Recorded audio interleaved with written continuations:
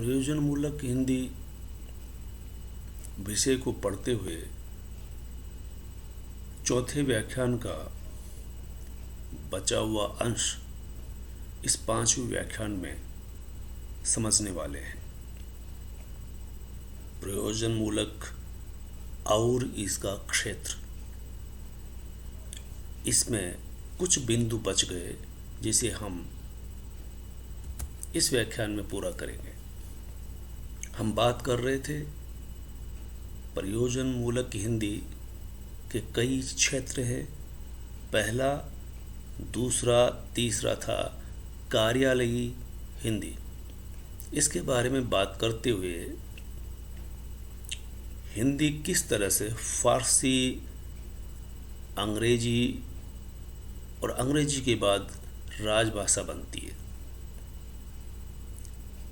मुस्लिम दौर में फारसी राजभाषा थी, फिर अंग्रेज आए, अंग्रेजी राजभाषा हुई। जब देश आज़ाद हुआ फिर हिंदी राजभाषा बनती है, लेकिन हिंदी को अनुवाद का सहारा लेना पड़ा। अंग्रेजी में लिखे हुए आदेशों का हिंदी में अनुवाद करना, इस तरह से हिंदी विकास करती है और कार्यालय की हिंदी बन जाती है। सरकारी कार्यालय में जो हिंदी प्रयोग में ली जाती है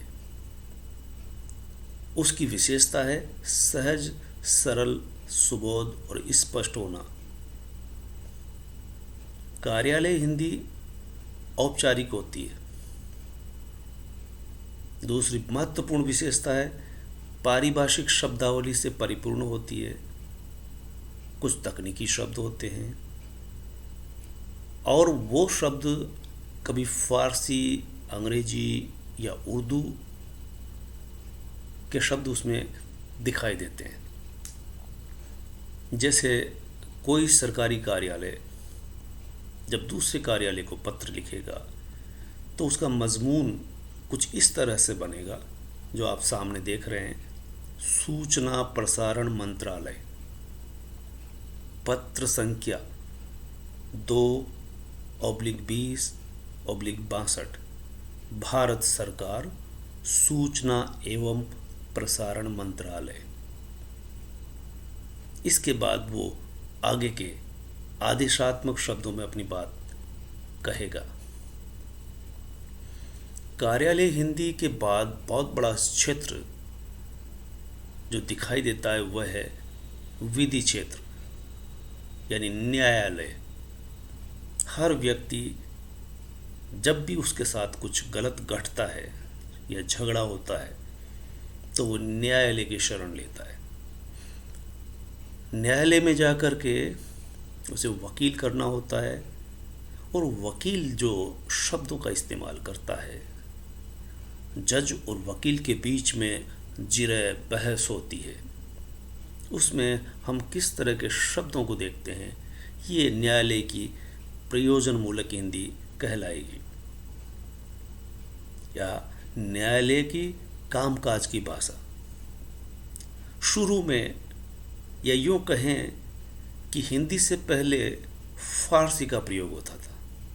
जब मुसलमान यहाँ थे, मुस्लिम शासक थे, तो अपने साथ फारसी लेकर के आए और अधिकांश शब्द फारसी के इस्तेमाल होते थे।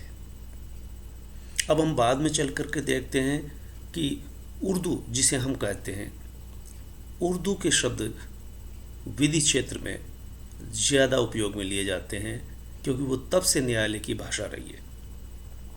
जब अंग्रेज आते हैं तो अंग्रेजी इस्तेमाल होने लगती है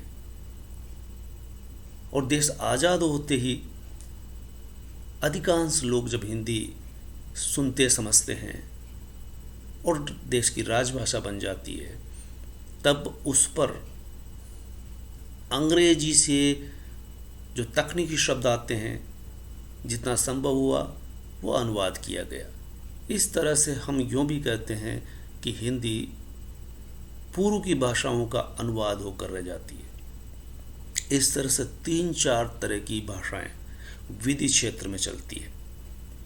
उसे भी हिंदी की प्रयोजन मूलकता कहेंगे।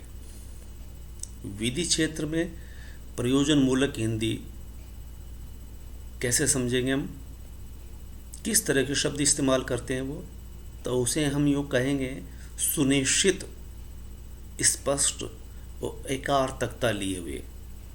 एकार्थकता आवश्यक विशेषता है। अगर एक ही अर्थ उस बात का न निकले तो जज फैसला उस बात का नहीं दे सकता।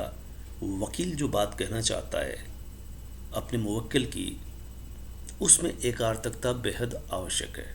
अब आप देखिए, प्रयोजन मूलकता जिसका हम शुरुआत में जिक्र कर चुके, प्रयोजन विशेष से बोली जाने वाली हिंदी उसकी विशेषता है, और विधि क्षेत्र में बोली जाने वाली हिंदी की, उस प्रयोजन मूलक हिंदी की खास विशेषता इसलिए है कि वो सुनिश्चित हो, स्पष्ट हो, एकार्थकता हो, और एकार्थकता पर ज़्यादा जोर दिया गया है। उदाहरण के लिए किस तरह के शब्द इस्तेमाल किए जाएंगे तो आप देख सकते हैं, अध्यादेश, निर्दिष्ट, आदेश, प्रख्यापित, इस तरह के शब्द हमें वहाँ देखने को मिलते हैं। दूसरा बड़ा क्षेत्र, जब हम और शिक्षा ग्रहण करना चाहते हैं, स्कूल से महाविद्यालय में पहुँचते हैं, तो बहुत सारे सामाजिक विषय हमें विकल्प के रूप में मिलते हैं। हम अपनी पसंद से विषय चुनते हैं। हिंदी साहित्य के अलावा राजनीति शास्त्र, अर्थशास्त्र, इतिहास, लोक प्रशासन, इनमें जो हिंदी लिखी जाएंगी या पढ़ने को मिलती है वो संकल्पनाओं से परिपूर्ण होती है, विचारधाराओं पर आधारित होती है। राजनीति शास्त्र में राजनीति से जुड़ी हुई पारिभाषिक शब्द होंगे, अर्थशास्त्र के पारिभाषिक शब्द होंगे। लोक प्रशासन से जुड़े हुए ऐसे पारिभाषिक शब्द मिलेंगे, जैसे राजनीति शास्त्र पढ़ते हुए आपको मिलेगा राष्ट्रवाद, पूंजीवाद, मार्क्सवाद, वर्ग शोषण, ये अर्थशास्त्र के शब्द हुए। मार्क्स एक बहुत बड़ा विद्वान हुआ और उसके नाम से मार्क्सवाद और मार्क्सवादी पार्टियां सामने आई। उसके कुछ खास शब्द थे, पूंजी, पूंजीवाद, वर्ग शोषण, मजदूर, आंदोलन, समान मजदूरी। और एक आंदोलन ऐसा शब्द था कि वो मजदूर पूरा हक पाने के लिए आंदोलन किया करते थे। तो ये मार्क्सवाद से जुड़े हुए कुछ शब्द हैं जो अर्थशास्त्र में चले आते हैं, राजनीति में भी। अब राष्ट्रवाद के बारे में आप चर्चा कीजिए। राष्ट्रवाद राजनीति पढ़ते हुए आपको बार बार दिखाई देगा, सुनने को मिलेगा।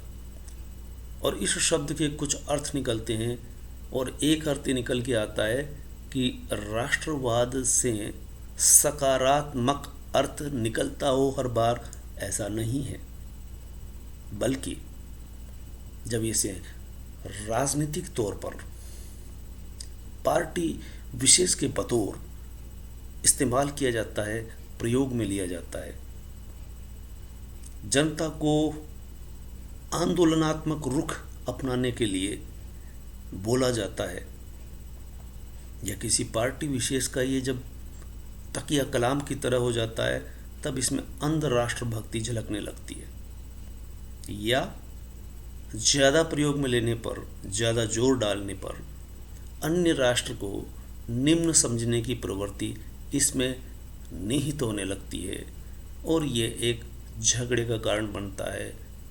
दो देश आपस में लड़ पड़ते हैं। द्वितीय विश्व युद्ध होने के पीछे ये एक राष्ट्रवाद मुख्य तत्व हुआ करता था। बिंदु आता है संचार माध्यम क्षेत्र। अब तक हम पढ़ चुके कार्यालय हिंदी, विधि क्षेत्र की प्रयोजन मूलक हिंदी, अब हम पढ़ेंगे संचार माध्यम और उसके क्षेत्र। संचार माध्यम में किस तरह से प्रयोजनमूलक हिंदी प्रयोग में ली जाती है, इसके मोटे रूप है संचार के, जिसे हम दो भागों में बांट सकते हैं। आप रोजमर्रा की जिंदगी में इसे देख रहे हैं, प्रिंट मीडिया। दूसरा है इलेक्ट्रॉनिक मीडिया। प्रिंट मीडिया में जो छपा हुआ संचार का माध्यम है, अखबार, पत्र पत्रिकाएं, दैनिक अखबार से लेकर के पाक्षिक, मासिक, विभिन्न प्रकार की पत्र पत्रिकाएं छपती है, ये संचार का माध्यम है। दूसरा आधुनिक माध्यम है इलेक्ट्रॉनिक, जिसमें टीवी, रेडियो और इंटरनेट से जुड़ा संचार माध्यम। अब इसको हम दूसरे रूप में समझते हैं कि संचार के दो रूप हो सकते हैं। किस तरह से? लिखित और मौखिक। लेकिन लिखित और मौखिक दोनों रूपों में भिन्नता होती है। जब प्रयोजनमूलक हिंदी लिखी जाती है और दूसरा बोली जाती है, दोनों की संप्रेषणीयता में बहुत अंतर आ जाता है। जो चीज लिखी जाती है उसका असर बोलने पर उतना नहीं रह जाता, और जो चीज बोली जाती है और बोलने के बाद उसका असर थोड़ा अलग तरह का होता है।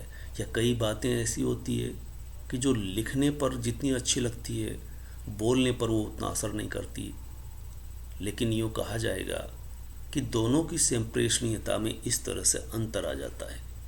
यानी वही शब्द जो लिखा हुआ है और वही शब्द जब बोला जाता है तो दोनों का असर सामने वाले पर अलग अलग तरह से होगा। माना यह जाता है कि जो बोला जाता है उसका तुरंत संप्रेषण होना आवश्यक होता है। यानी बोलने में ऐसे शब्दों का इस्तेमाल होना ही चाहिए जो सामने वाले पर ज़्यादा प्रभाव डाल सके।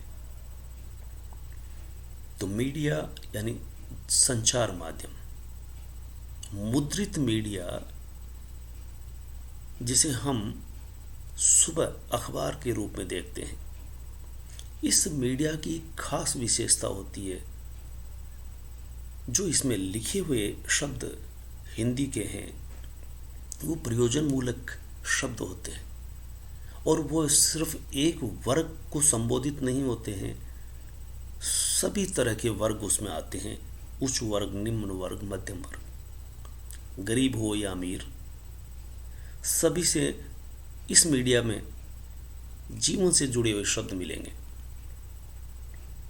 और यूँ कहें कि सभी वर्गों के लिए संप्रेषणीय शब्द होते हैं। इसलिए अखबार की जो भाषा होगी, मुद्रित मीडिया की जो भाषा होगी, यानी वो प्रयोजनमूलक हिंदी, उसको बेहद सहज होना, सरल होना और यहाँ तक कि स्पष्ट होना भी आवश्यक है।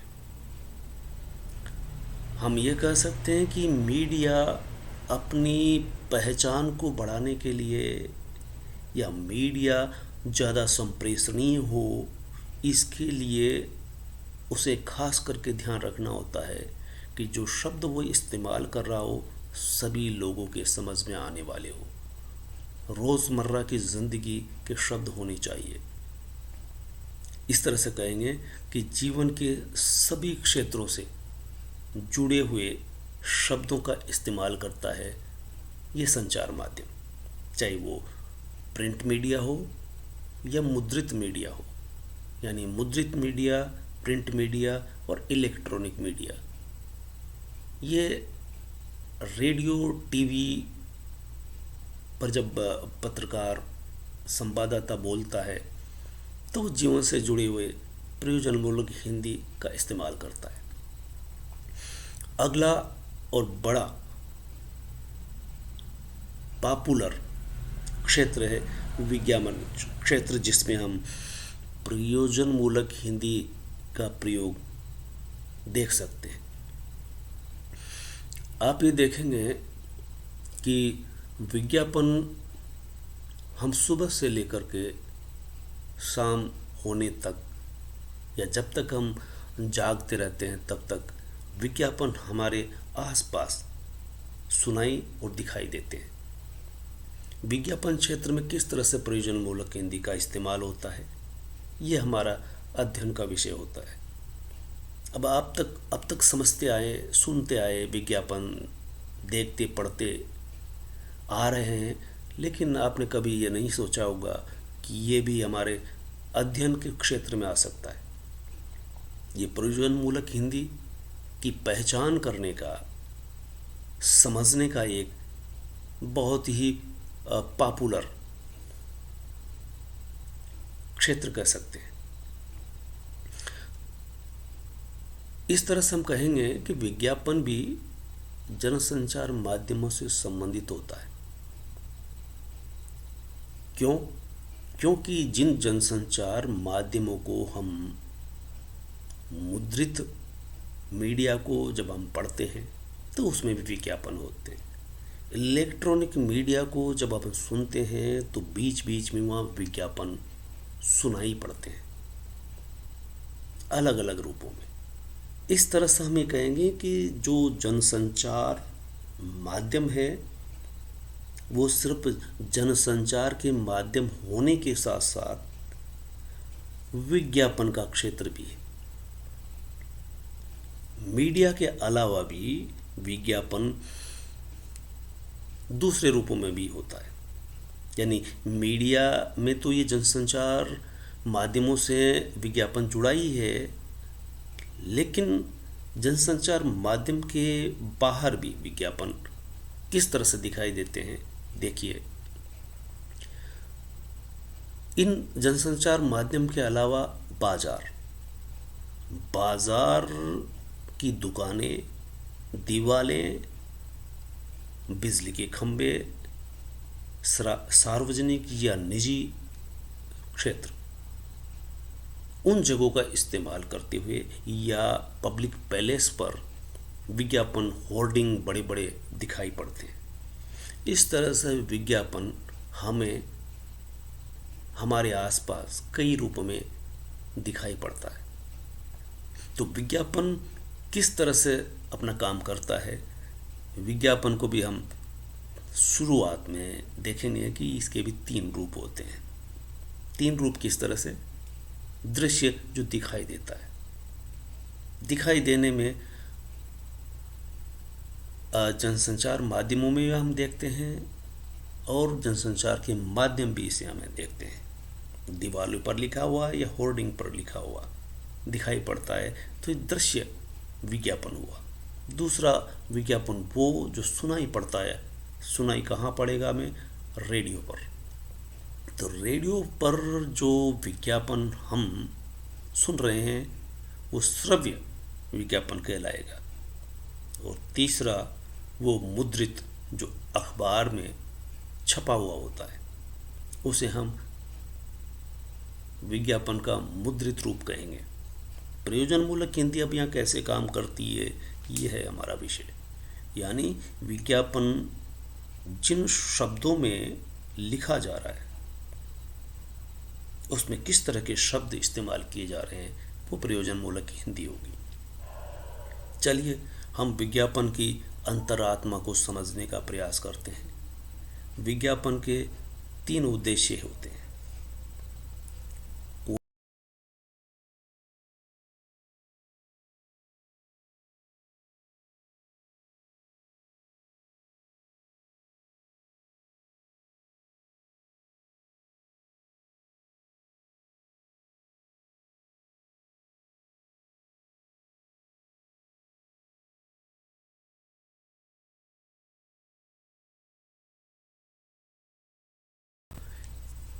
पांचवें व्याख्यान का बचा हुआ तीसरा हिस्सा, और हम कहें कि प्रयोजन मूलक हिंदी का 7वां विज्ञापन क्षेत्र पढ़ रहे थे। हम पढ़ते हुए, समझते हुए विज्ञापन के 3 रूप जान चुके हैं। 3 रूप में दृश्य, श्रव्य और मुद्रित रूप, इसके बारे में चर्चा कर रहे थे। ये विज्ञापन के 3 रूप है और विज्ञापन के 3 रूपों के साथ विज्ञापन के उद्देश्य अगर हम देखेंगे तो उद्देश्य भी 3 निकलते हैं।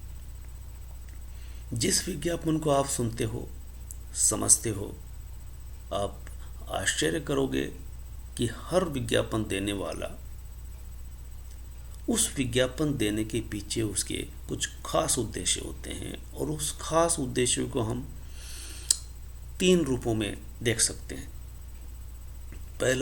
सबसे पहला है ध्यानाकर्षण।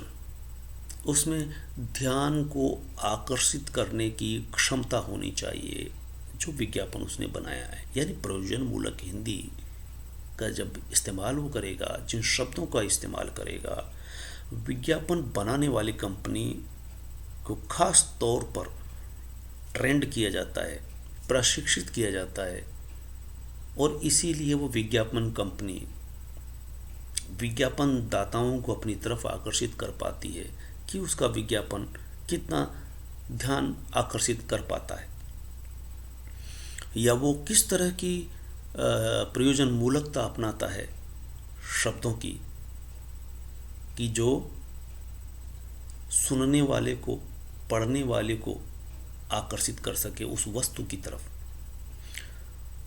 दूसरा उद्देश्य होता है कि उसमें वो जो शब्द है वो शब्द ये बता सके कि वो वस्तु क्या है और किस काम की है और कितनी उपयोगी है। उसके बिना उसका काम में लेने वाले का काम नहीं चल सकता, या अब तक काम चल रहा था लेकिन वो बात नहीं थी। जब इस वस्तु का वो इस्तेमाल करेगा तो उसके जीवन में वो बहुत महत्वपूर्ण भूमिका निभा सकता है बेहतरीन तरीके से। यानी वो वस्तु क्या है, कितनी महत्वपूर्ण है, ये सूचना उसमें निहित होनी चाहिए और उपभोक्ता के लिए वो कैसे उपयोगी हो सकती है और बाजार में चल रही अन्य वस्तुओं से वो कैसे बेहतर हो सकती है, ये सूचना उसमें निहित होनी चाहिए।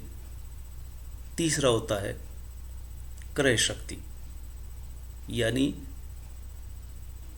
खरीदने वाला कि उसकी क्षमता है या नहीं, ये महत्वपूर्ण नहीं है, बल्कि महत्वपूर्ण यह है कि उसे खरीदने वाला अपनी कैपेसिटी से बाहर जाकर के भी उसे खरीदे या बाध्य हो जाए उसको खरीदने के लिए। इस तरह से हम ये देखेंगे कि विज्ञापन के 3 उद्देश्य होते हैं।